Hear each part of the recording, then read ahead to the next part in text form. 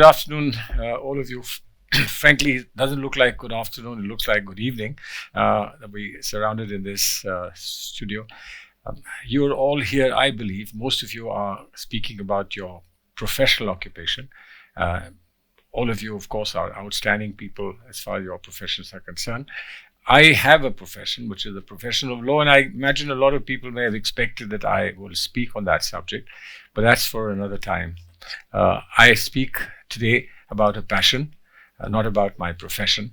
My passion is education in the widest sense, not in terms only of a school, not in terms of a classroom, but the very idea of education, which I do believe that members of faculty here at the AIIMS would be familiar with, as to how do you reach out an idea to someone who is waiting to receive an idea.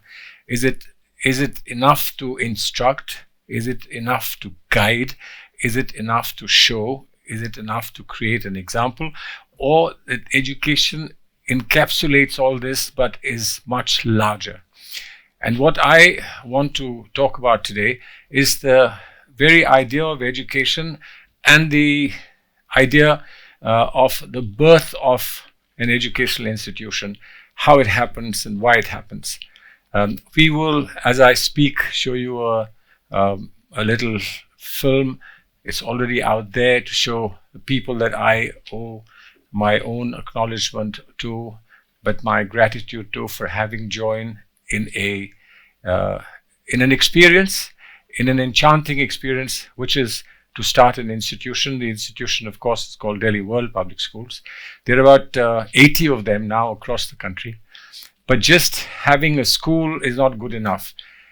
It's something more that the school does, much more than the brick and mortar of the school, much more than the campus of the school, much more than the congregation of children that come to that school, but something much larger, something greater. For every individual, every child that comes to the school, what does it mean? I was told when I was young by my grandfather that there is an idea that there is hope born with the birth of every child. And let's just say that the birth of Delhi World Public School was the birth of hope. I've been associated with education for a long time, and I found after 25 years of working with many people who were in education with me, I found that the very thought, the very idea of what is to educate somebody was missing in the collaboration that we had. There was everything but the very idea of education. Of course, that's not without exceptions. Exceptions are always there, whether in management or in faculty, amongst students, amongst teachers, amongst parents. But the run of the mill, the rule seems to be something that I was dissatisfied. But I could do nothing about it. I walked away from what we were doing and what we had done for a long time. And 6 years ago, sitting on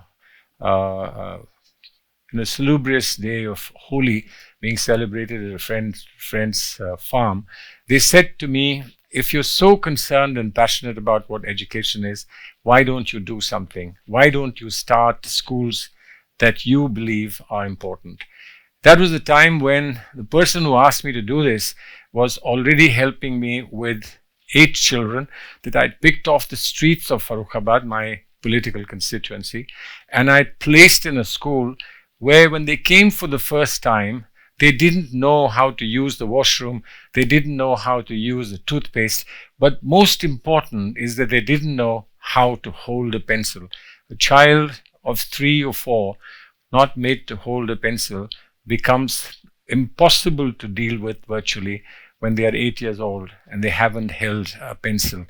To get them to begin to understand what a pencil is and to be able to write, get their muscles back to a condition in which they can start writing.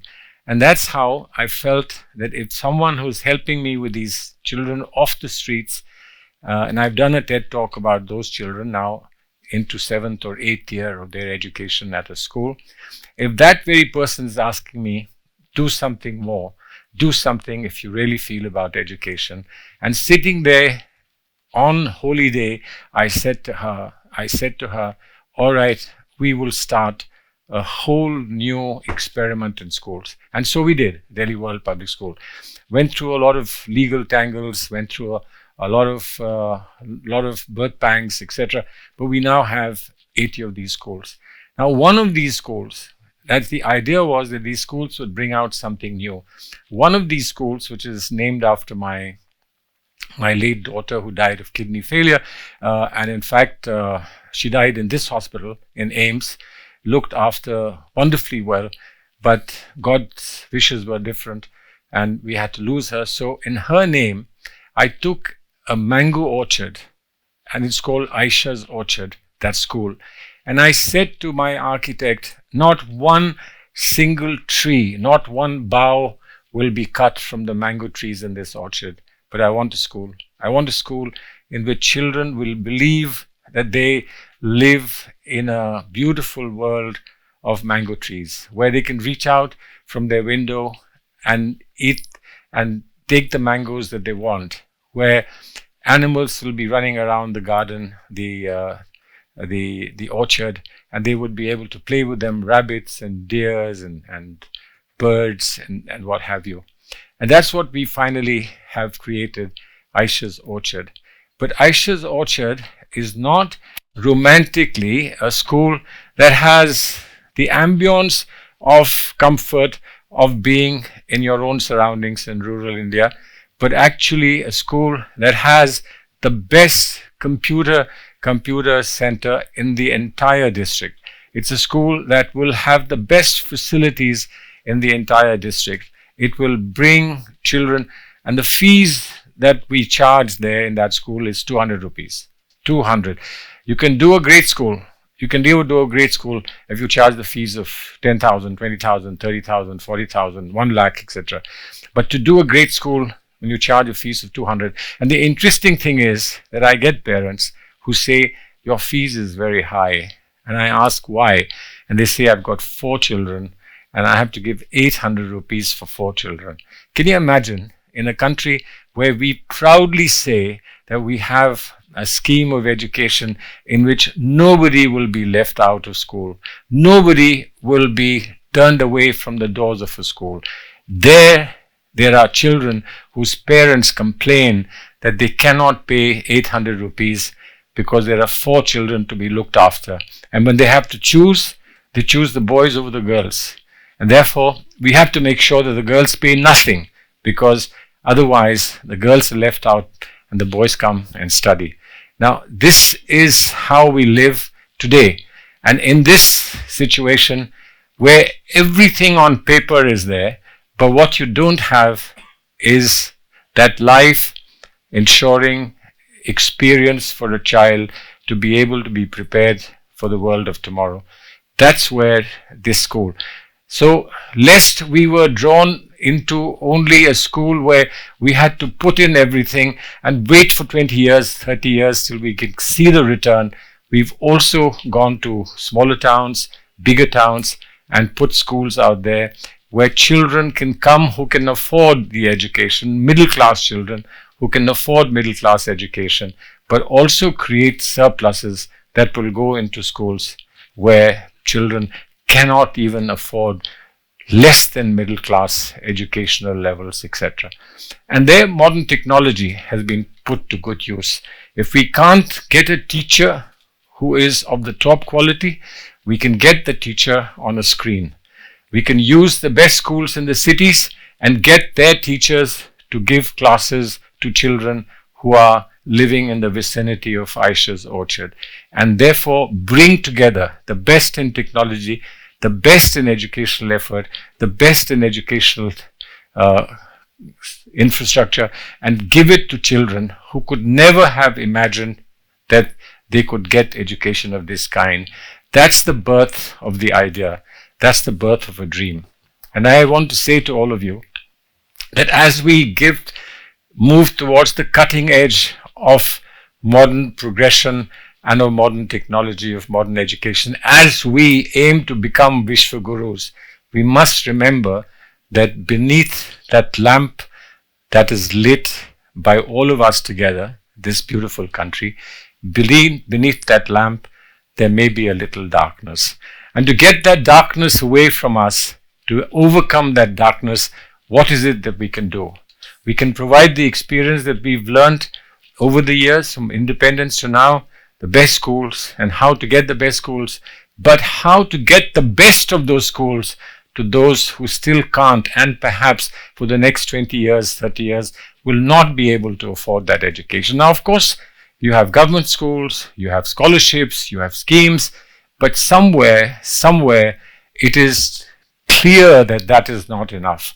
And for those 8 girls that I picked up from the streets of Farrukhabad, within the arm's distance of schools that's supposed to give free education, they were still begging and saying, give us a chance, give us some money, they asked.